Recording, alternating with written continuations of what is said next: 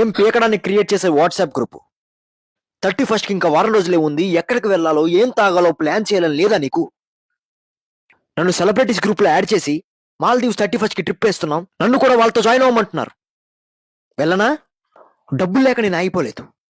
కానీ ఇప్పుడు నేను వాళ్ళతో వెళ్ళానంటే నా బెస్ట్ ఫ్రెండ్స్ హిరూకులని నేనే స్వయంగా ఒప్పుకున్నట్టుంటుంది. ఒప్పుకోమంటావా? ఒప్పుకోమంటావా? ఎక్స్క్యూజ్ మీ, నైట్ 7 కల్లా ఇంటికి వచ్చేయాలి.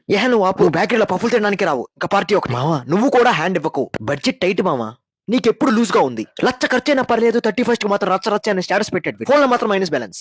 31st నైట్ పార్టీ పలానా ప్లేస్ లో పలానా బడ్జెట్ లో ఎవరూ ప్లాన్ చేయలేరు మామా. అలా ప్లాన్ చేయగలిగితే ఏ ఒక్కడు 31st రోజు ఖాళీగా ఇంట్లో కూర్చోడు. ఇలా వీడిలాగా ఈటీవీ ఈవెంట్స్ చూస్తూ టైం గడపడు. అంటే 31st రోజు ఏమవుతుందో తెలియదు కాబట్టి అప్పటికప్పుడు ఎక్కడ పడితే అక్కడ ఎలా పడితే ఎలా ఎంజాయ్ చేసేస్తారా? అప్పుడు బ్యాంకులో అమ్మాయిని డబ్బులు వేస్తాడా వాడికి?